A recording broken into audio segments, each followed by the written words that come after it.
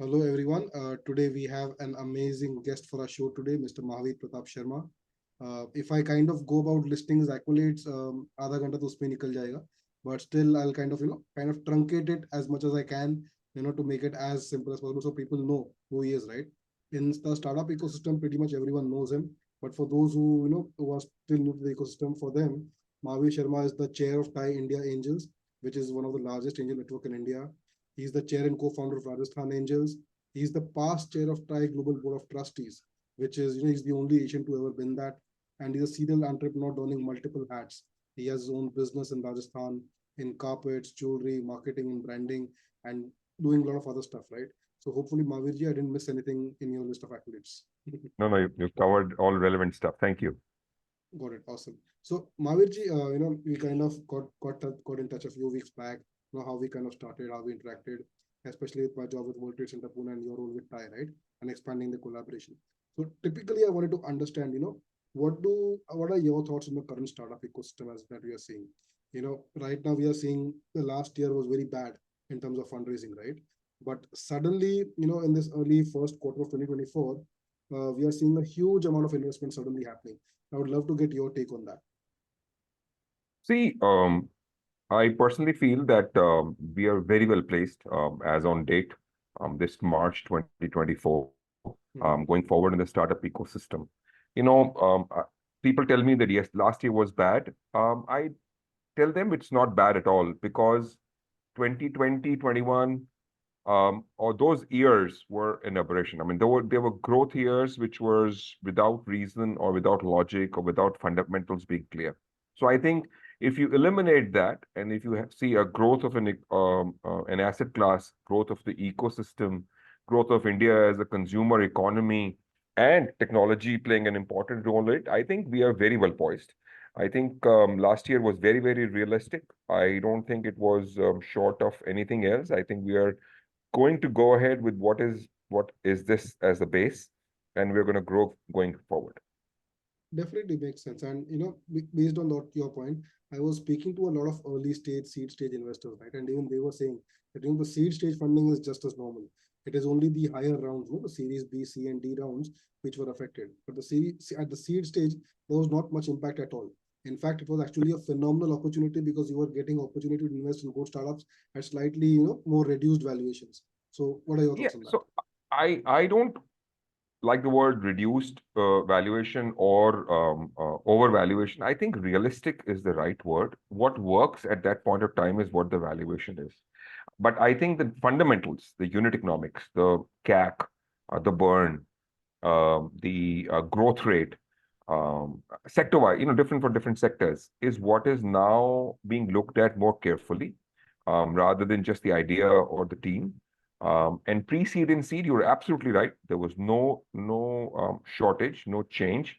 Everyone, after doing the right kind of valuation, right kind of investment, right kind of cash flow, was investing. We took time, but we invested in the right startups. We invested in what made sense to us. And that is why I personally feel that in late stage, growth stage, obviously, because we're dependent on foreign funds, we're dependent on many others from outside. It was slow, and that's what shows as a larger number, which is not the right thing to project in terms of total investments. But I think pre-seed, seed, absolutely bang on. There is no shortage. We are absolutely looking at realistic valuations, the right valuations, in my opinion. And numbers are playing an important role, other than the team and technology. Got it. So you've been stressing a lot on the numbers, right? So can you tell me what has changed in your investment thesis in the last 1 year, say something compared to something like a 3 to 5 years since you've been doing this for over a decade, right? How has that evolved over time? So you understand traction. Traction is measured in two things. One is the growth rate, customer acquisition, users, monthly users, daily users, whatever. In terms of no revenue was related to that users, and cost of acquiring them or retaining them or sustaining them was very high. And the other revenue is, of course, the revenue, which is cash, which is who's paying the subscription, who's buying the merchandise, how much commission are you getting, is your supplier making money, are you making money, if you're not being paid, is that money being saved? So all these numbers did not match at all. This was a big red, the cash cash flow, and the numbers were going up. So as investors, we were looking at, no, don't worry about the burn. It's acquire the market, have everyone on board. Doesn't matter how much you burn. That thought process is slowly diminishing, because now I understand that is important, but now this has become equally important. So eventually, even if you're burning today, your they should, in direction they should go and meet. If they don't meet, if this is not coming down and the revenues are not going up and they're not crossing at 6 months, year, 2 years down the line, depending on the sector that you're in, it will not work. And that is what I mean by numbers being realistic, numbers being good and better, and what works. That is what the critical thing here is. Makes sense. And especially with, some of the edtechs and the fintechs last year, right? For them, it was not matching whatsoever. And we saw so many collapses happen over there. Because essentially, even though you expect, the early stage startups to don't be net profitable, but there needs to be a gross profit involved over there. So that, even if the fixed expenses are there at a certain point, it reaches a tipping point where the gross profit eventually translates into net profit quite easily. And then you can curtail the expenses and effectively, the profitability starts. That financial mismanagement was there earlier, but I see that that sanity is starting to come back into the ecosystem. I mean, I would not want to generalize edtech and fintech. I mean, I know of companies in both sectors who are making money. It's the right decisions at the right time. If a company decides to acquire left, right, center because they want to go from online to offline and gives high valuations, they're bound to, if you're unrealistic in your purchase, you will not make money. But there were companies which went offline, gradual, one step at a time, and they are doing very well, and they're profitable, or they're not burning as much as others are. So, and the two companies. Similarly, in fintech, UPI and payments has no money. I mean, there's no revenue, because this is a service that we have to give for free as fintech companies. So obviously, people have gone to loans, people have gone to insurance, people have gone into banking, and so again, fintech has a different model to make money. UPI is something that is necessitated because the digitalization, demonetization, and that is where it sprung into action. Now it has reached a point where we know where we are. UPIs will exist. India is the world leader when it comes to payments. So that again will go. But yes, in terms of insurance, in terms of loans, in terms of stock market, there are companies that are doing very well in mutual fund, in stock markets. So I personally feel that people who had a right business model, who were not rash in taking decisions, or acquiring companies or hiring people, are still doing well, and they will eventually. Actually, if you look at it, even the food tech company, the Zomatos and Swiggy, they're now turning profitable for the last 2-3 quarters. So you'll see people have realized the importance of bottom line. And that is what has happened in every sector. So I don't think edtech and fintech are any different. People who drive wrong, no matter how hot the sector is, they're doomed to die sooner or later. Makes sense. So the financial elements of it, right, which you stressed on, focusing on the revenue and profitability. Do you think it makes sense to have like a financial co-founder right on board from the beginning, who ensures that these kind of things are taken care of from the beginning? Or, they could go for a virtual CFO or a CFO and hire them outside, maybe at a Series A stage? Which of these do you think would make more sense? See, I personally feel that, and I'm a very strong opinion one way or the other about having a specialist and having a generalist.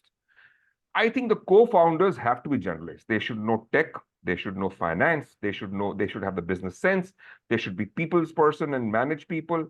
They should be the right kind of mix. I would not say that a CFO is required on day one. I personally feel if co-founder understands a basic finances, the profit and loss, the dhanda, I think you have a winner. Eventually, when you grow, when you're pre-Series A, Series A, yes, you need experts, you need someone. And if one of the co-founders is from the finance background, it does help. An MBA, a chartered accountant, or a company secretary, or commerce graduate. And similarly for CTO engineers and coders help. But no co-founder does coding. No co-founder does accounts. No, you got to have a vision. So when it comes to a co-founder, you have to be a generalist. You have to have more business sense. You should know the problem, the solution, and when to pivot and how to pivot and where to pivot. And that is what is the most important thing. So day one, not required, but you should have these skill sets as co-founders. But if sooner or later you can have one, it works, it helps because you need to analyze everything that you're doing. Makes sense. And you made a very important point, right? That you need to be a generalist and focus more on the vision, right? So does it kind of, I generally tend to kind of identify that a lot of founders and co-founders, they tend to get very deep inside the operations of the business, right? But that can potentially be a challenge for them once they reach Series A and beyond kind of stages, right? Where they need to start delegating further and have the good quality leadership team who starts taking care of operations and all that stuff, right? So how do you kind of suggest that transition for them to take that further? See, there should be a balance in everything. I mean, the nature teaches us balance. It becomes too overpopulated, mishaps happen. The earth is put to stress, natural disasters happen. You have to understand that at the initial stage, you are doing one person do it all, but you can't be a control freak. If you have to grow, you have to delegate. So at every age, from the child's age to the final ages to being a small sapling to a big tree, you have to continue to strengthen different parts of your organization. You can't be one person that no one can live without. So it's very important that you adapt, you learn, you are there if needed, but you need to have a vision. You have to go from a do it all to specifics to make sure that it's being done all and have the vision to grow. So you have to change with time, how we change with age, how we change with in circumstances in life when good or bad things happen. So it's very, very important that all that balance has to be maintained. And if a co-founder or a leader does not have the sense of balance and is not creating a second line or third line or fourth line of command, he's not looking long term. He or she is not looking long term, and it's very important that one has to look long term and not short term. Absolutely, absolutely. And so over a decade of experience that you have, right? Which startups, from your portfolio, either from your personal portfolio or TiE, which kind of stands out, do you think? And this is the startup which has done phenomenally well. They did all the right things, the right places and everything. It worked out very well for them. Could you give any example of that? So, I mean, I have 40 some startups. I think some have done very well, some not so well, some average. And that would always be the case. And I personally feel that doing well is also subjective. Someone might be doing well. If I don't get an exit, what is the point of doing well? So I without naming anyone, I mean, I personally feel that if we are at the right place at the right time and the co-founders have the right vision, and they continue to hold close their mentors or their early investors, they have generally done well, and they continue to do well because experience coming from or opinions coming from multiple reasons, but having the filter to process it and take the right decision is the most important thing. And I think you need to have a pool of people that you can go to, a pool of people that can work, a pool of people who you can reach out to for the pivoting or the change or the growth or whatever the case may be. So I think most of my startups are doing pretty well. I'm pretty happy with their growth in almost 50%. So naming one is not fair to the others. So I leave it at that. And I'd rather this be for startups and them to learn and understand or investors, the ecosystem, rather than, talking about my own startups. Got it. Makes sense. So obviously we have a lot of good stories and bad stories as you highlight, right? Some doing well, some doing not so well. What do you think was your number one learning, when as you've been doing this for over a decade, right? That this learning, this is the kind of startup that I want to choose, or this is the kind of investment thesis. What would be your number one learning, if you could share? Oh, multiple. I mean, I continue to learn every day, and it's because I've been doing this for over 10, 12 years now.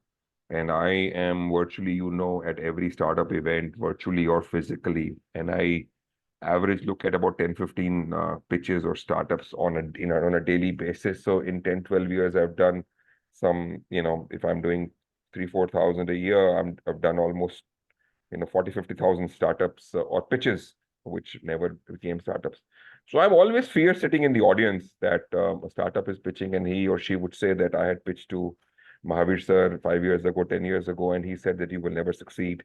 And here I have a revenue of X crores. And so no one is God, and because what you see at that point of time, sector stage, and there are kids who will do well and kids who've not done well because I told them not to do it, and that's fine.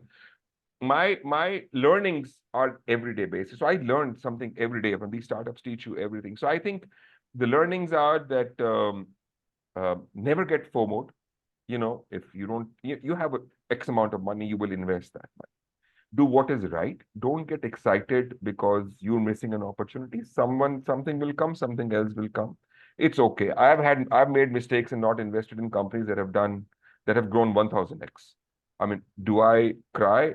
No, because that is what my ability was 12 years ago, and I did not see that, or I did not see the valuation they were getting at that point in time. So my point is that don't get FOMO. That's the lesson number one. Be very, very careful in your investments. Don't invest if you yourselves don't see the potential as a customer, as a consumer, as a user, and it is not this thing's number. That's one. Number two, don't try and uh, take too much of equity because it is not good for the startup at an early stage. I think you should be very, very fair in terms of valuation. You have to be very, very reasonable. I've seen people who will beat down once you come to know that the cash flow is an issue and they don't have the money, you will try and beat them on valuation. The poor guy needs 50 lakhs and you can't do much. So you'll take 10% instead of 5 or 6 or 7. Not fair, because ultimately you might make 2% more, and that money is critical at that point of time, and I understand that, but you have to be fair to a certain extent to your money and to them. So it's a very, very tough decision to take. Sometimes I regret and I feel that I could have taken for a better valuation, but I think that's the right thing to do because the follow-on rounds will be easier, and I have realized taking too much of equity doesn't help always. That's the second thing. The third learning that I have is that you need to have a very strong co-founder team.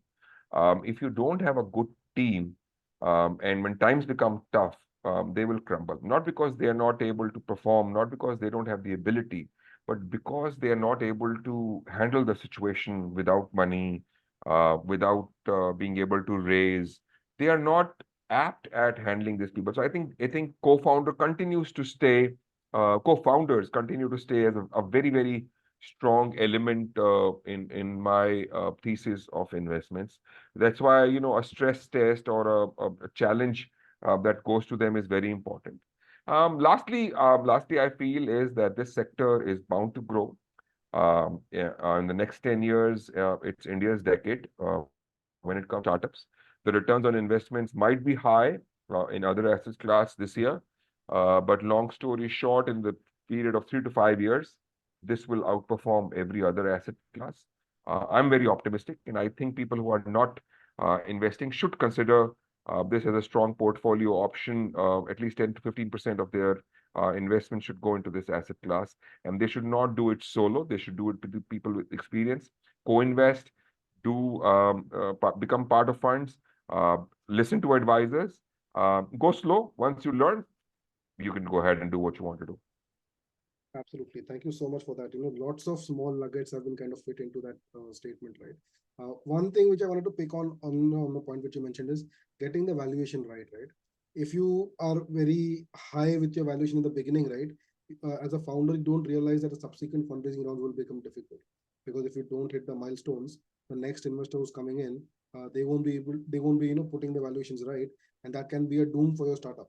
I would not like to take names, but you and I, we've both seen examples of that happening, dozens of cases, right? And even on the other hand, so there was this one company, I won't take names again. They ended up giving, 30% of the company for a very small amount. And then because the co-founders pool became so small, the subsequent VCs were no longer interested because the founder would not have they would not have the incentive to keep on working for this, right? So how do you kind of guide, especially these early stage founders, especially I see this problem with very young founders, which are like 25, 27 and below that age, that they think that they want to have very high valuations. So how do you kind of communicate this to them but how to kind of get it right in the beginning itself. So it's a very difficult situation, pre-revenue especially, or in sectors that are new, not knowing what the valuation should be. But I have a simple formula for this, and I do two calculations separately. So I ask them for a cash flow, that how much money do you need? So let's say they have projections. Let's say they're doing 100 rupees of revenue this year, and they're saying they'll do 400 next year. So basically, and the next year, the following year, they'll do 600 or 800. So I'll say, give me the cash flow for you to reach 400 next year and 800 next year. I average them out. So if in 18 months to reach 600 of revenue per annum, they need 10 rupees. So I'll park that on the side. Now, what is the valuation that they're expecting? Now they will do a DCF method or XYZ method and say 400, 800, and the valuation should be 1000. Now, if the valuation is 1000 and the money that they need for 18 months to reach that kind of numbers on that DCF method, if that is in the vicinity of 5 to 10% or 8 to 12%, if you are a specialist, then more or less you are in sync with that valuation and you're diluting 5 to 12% of equity. 12 in the case when the person who's coming has a brand value or will increase the valuation being on the cap table or is a strategic investor in that sector, and otherwise 8 to 10% or 5% if you don't need too much money. If your cash is if you're going beyond 12, you don't need that much money or the valuation is low. If the valuation is not low and valuation is high, that means you're asking for too much that you need. So there's something wrong in your cash flow in your model. So I think that kind of balances this out and it mixes the accounting methods of valuation, the ask and the need, and what co-founders think they need to reach to that level on basis on which projections are those formulas derived. So I think if you're diluting the first check 5 to 10%, 8%, 7%, 9%, you're in the ballpark of being at the right money required for the right valuation. Got it. So that's a very interesting calculation which you shared, especially for early stage startups to kind of think about, right? In terms of how do they calculate that. So this would be applicable at pre-seed and seed stage, right? Or if it is something slightly more ahead, pre-series A or series A, how would you kind of take that? Would the same Then it's calculation simple apply? mathematics. So so at PD Series A, Series D, you have 3-4 years of revenue. You have month-on-month growth, year-on-year growth, projections. If you are a hockey stick, you can give them some leverage there. And the potential is seen. You are amongst the top 10 in that sector, hopefully. So I think then it's just mathematics. Then it's not. That's why I personally feel that our stage of investment is far riskier, far difficult, far difficult financially, return-wise, morally, multiple reasons why it's so difficult.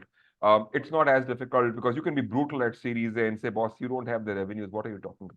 And you're also willing to take a cut because a fund is coming or a large VC is coming. So you're okay to take that cut. So that stage is not difficult at all, in my opinion.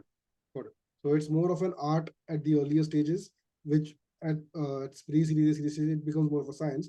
But in the early stage, it's a more of an art at kind of getting the nuances, building your intuition.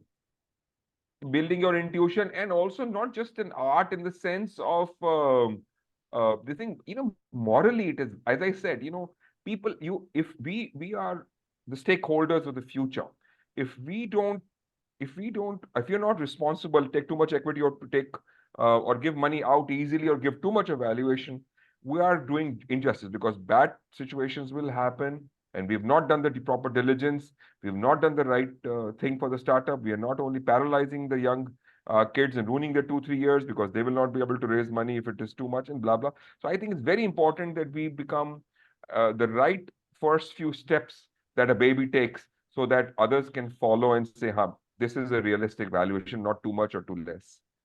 Got it. Got it. Interesting. Very interesting. So, you've been doing this for over a decade, right? What kind of drove you towards becoming a part of the startup ecosystem, right? Considering you already had a successful business, you did not need to do this. What were your motivations towards getting into this? I was doing traditional businesses and I was doing pretty well and, making decent amount of money. But when I saw these tech guys being listed at NASDAQs, and making much more in the last 10 years, whereas I'd been working, slogging 15, 20 years. And I said, I think technology is the future. I think while I can work hard and 10 hours, 12 hours a day, do a lot of manufacturing, a lot of exports, a lot of retail, but still I have to set up the shop for retail. I have to sit and put my heads together on the manufacturing. I have to make sure that I have factory one, factory two, factory three, travel overseas. Too much of work for too little profit, and there's no valuation. I mean, the valuation is whatever your assets are, how the balance sheet says, or even goodwill, some goodwill, and that's about it. So I figured that the game is in technology. I will not be able to scale up this beyond a certain point. So I might as well diversify. And that's where I started in 2011, 12. I started to invest, look at this as a sector, co-founded Brain, and worked henceforth. And now I'm almost doing all this for full time now. Got it. Makes sense. In fact, you made a very interesting point, right? Very traditional businesses, they keep on kind of telling me, because I come from a traditional business background myself. My entire family is a generation of business owners, and they keep on telling me that if we get the VC valuations, if we get the VC funding, we'll be able to grow our business as well. But I try to explain them that's not the case. You won't be able to do that, but they don't understand that. So, what is your answer to that? Because you're from Rajasthan, you might be facing similar dilemmas over there. So, traditional businesses need a lot of investment for them to scale up. They need to understand that with similar money, they can scale up much faster, they can grow much faster, they can do a lot more. So it's very important that our families, our traditional families understand that in that situation, money can create businesses, money can scale up, money will help you grow much faster. But the cost of money when it's debt, the cost of money when it's not something that is very important is very high. And that money travels only to your factory, to your domain, to your sector. But this money spreads across sectors, spreads across geographies. The opportunities are far higher, and it's fast evolving. It is fast changing, and there's no competition, despite have being competition. So it's very, very funny and interesting sector, in my opinion. Got it. Especially a lot of so I come from Mumbai, which is like the heart of the stock exchange, right?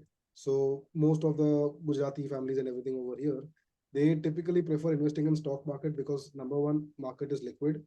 Number two, they get fixed, like even if they do nothing, they get like 12-15% interest.